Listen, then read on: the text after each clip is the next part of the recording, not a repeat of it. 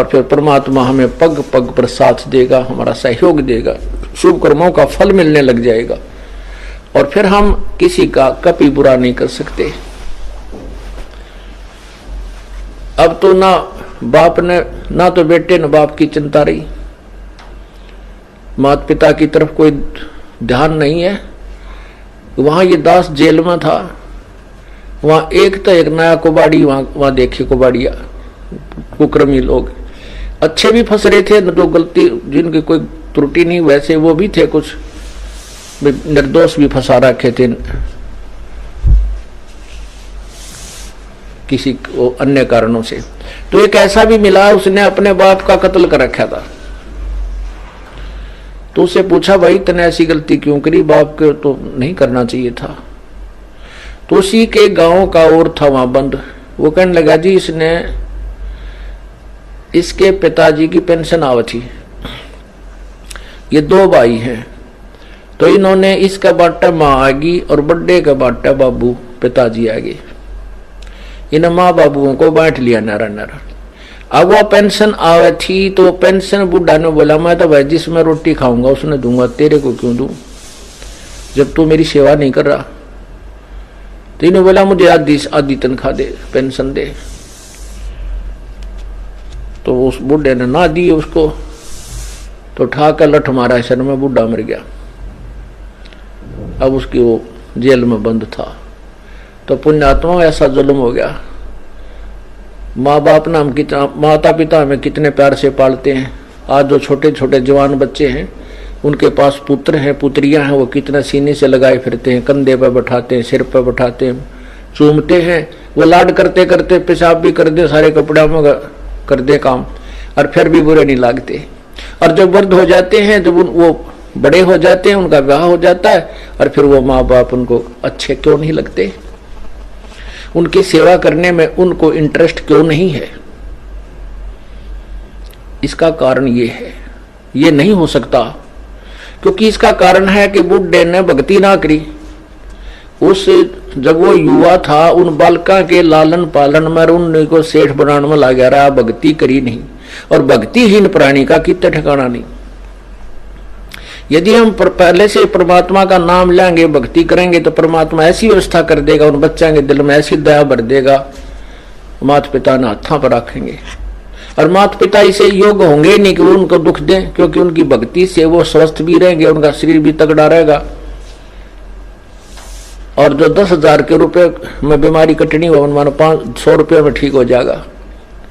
तो ऐसे फिर वो भक्ति से ही सेवा बना है। एक आदमी तो ऐसा है, वो अच्छा भी ना लगता, हमने खड़ा होगी तो मान ले जैसे, अरे कैसा हो जाऊं, इस तो बातें करे जावा, बड़ा अच्छा आदमी, क्योंकि उसके पिछले पुण्य है, वो संस्कार, वो भक्ति के गुण उसके अंदर विद्यमान है। तो ऐसे ही अब हम भक्ति संस्कार बनावाएंगे तो बचपन बुढ़ापे में हमारी आप सेवा परमात्मा ऐसी व्यवस्था कर देगा, हम सोच भी नहीं सकते। ना बच्चे न बुरे लागा, ना बच्चे हमारी सेवा से उकताएंगे, कभी नहीं उकताएंगे, दूनी इंटरेस्ट बढ़ेगा। अब देखो पुण्यात्माओं, इस दास के 4 संतान, 2 लड़के 2 लड़की थी। यदि ये दास उन्हीं में उलझ पुलझ रह जाता, अब मुझे पता हुआ मेरी कितनी की खातिरदारी करें, वो खूब पता है मुझे वह क्या नेचर है उनका, कैसा उनका स्वभाव और क्या करते। अब परमात्मा के चरणों में आया हूं, मेरे लाखों चेले बेटा बेटी हो गए। अब एक को कहता हूं भाई जल लाना, 10 खड़े हो जाते हैं। ये क्या कारण है? क्योंकि मैंने परमात्मा की भक्ति का रटना लाई, और उस भक्ति की शक्ति से इन बच्चों में इतनी श्रद्धा बन गई, दोनों हाथों पर रखो अपने गुरुदेव को, अपने पिता को। परमात्मा कहते हैं, कुल खोए कुल होत है, कुल राखे कुल जा, राम निकल कुल भेंट ले, सब कुल रहा समाये। यदि हम इस कुल को बचाने में लगे रहेंगे, कुल तो नष्ट होगा, हम भी मरेंगे, बेटे भी मरेंगे, पोते भी मरेंगे, सभी ने एक दिन जाना है, ये तो रहना नहीं। 1 लख पूत 1.25 लाख नाती, उस रावण कह दी वन बाती। और यदि हम इस कुल को भूल कर, और राम निकुल कुल, ये राम का कुल है, ये भगवान कुल है, भगवान का खानदान है, यानी सत्संग में आ जाना। अब आप बहन भाई हो, एक गुरु के शिष्य हो, और ये दास आपका पिता, आप हमारे बच्चे हो गए, तो ये हमारा कुल बन गया। कहते इस राम निकल कुल भेंट ले, सब कुल रहा समाये, बेटा भी, बेटी भी, माई भी, भाई भी, सारे हो गए विस्मय। तो ऐसे हमारे फिर आगे चल के आने वाले समय में इतनी जो ना सेवा आपकी बनेगी, क्योंकि आपके बच्चे भी भक्ति करेंगे, वो भी भगवान से डरेंगे, आपको इतना भी दुख देना नहीं चाहेंगे कदे मुझे पाप ना लाग जाए, माँ की आत्मा दुखा दी जाए तो, कदे पिता की आत्मा ना दुख जा, क्योंकि फिर आपको झटके लगने लग जाएंगे। संत दुखाए मैं दुखी, मेरा आपा भी दुख होए। परमात्मा कहते हैं मेरे कबीर कहे मेरे भक्त को दुख ना दियो कोई, मेरा भक्त दुखाए मैं दुखी, मेरा आपा भी दुख होई। तो इस तरह फिर हमें झटके लगने लग जाएंगे। परमात्मा सतर्क करेगा, गलती मत करवाई। हमें जैसे हम मान लिया हमने किसी को दुख दिया, फिर हमारे को कोई हानि हुई तो विचार करेंगे लेट के, आगे वो गलती नहीं करेंगे। तो ऐसे समाज भी सुधरेगा और ये अपराध भी समाप्त हो जाएंगे। तो इसी रास्ते से हम मानवता का उत्थान कर सकते हैं और कोई तरीका नहीं है। आप देख रहे हो अब 57 साल का तो दास हो लिया, 58 में हम चल रहे हैं, और 10 वर्ष का समझन लग गया था ये MLA MP क्यों कर बने हैं, मंत्री मुख्यमंत्री कैसे बनते हैं। आप देखते हो बहुत बढ़िया छांट छूट का कोई मंत्री कोई पार्टी चुनती है जनता, और 5 साल में फ्यूज हो लेते हैं। वह 5 साल में उन्हें रिजेक्ट कर देती है कि ना ये करने के नहीं, फिर नए तैयार करते हैं शायद ये कुछ ठीक पाएंगे, 5 साल में उन्हें रिजेक्ट कर देते कि ना ये भी कोई ना ठीक। क्योंकि जब तक हम राम नाम से डरने वाले अपने नेता नहीं चुनेंगे तब तक कोई भी सुधार नहीं हो सकता।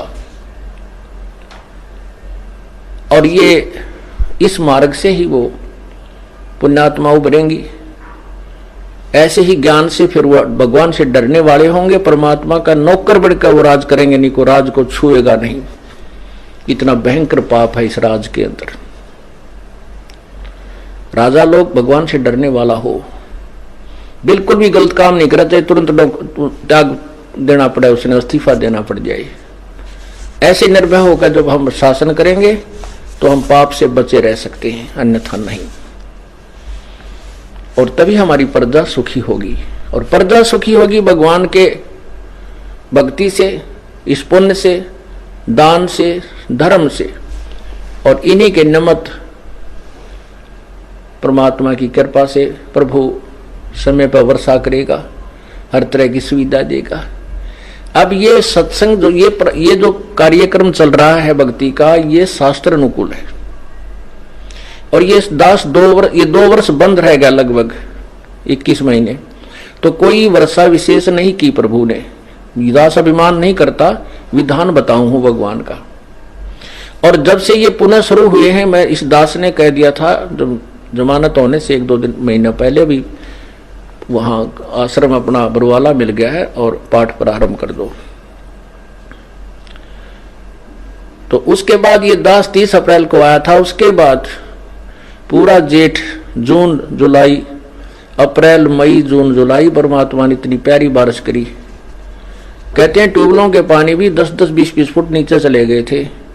हाहाकार मच गई थी। समाचार पत्रों में भी आने लगे थे कि भारत के अंदर केवल 7 दिन का अन्न है अगर अकाल गिर गया तो। अब परमात्मा ने, अब जैसे आपने गीता जी अध्याय नंबर 3 के मंत्र नंबर 10 से 15 में सुना है कि जो शास्त्र अनुसार जो यज्ञ की जाते हैं तो यज्ञ से ही वर्षा होती है। जैसे कहते हैं सभी प्राणी अन्न से उत्पन्न होते हैं, अन्न वर्षा से उत्पन्न होता है, वर्षा यज्ञ से होती है, यज्ञ शुभ कर्मों से होते हैं।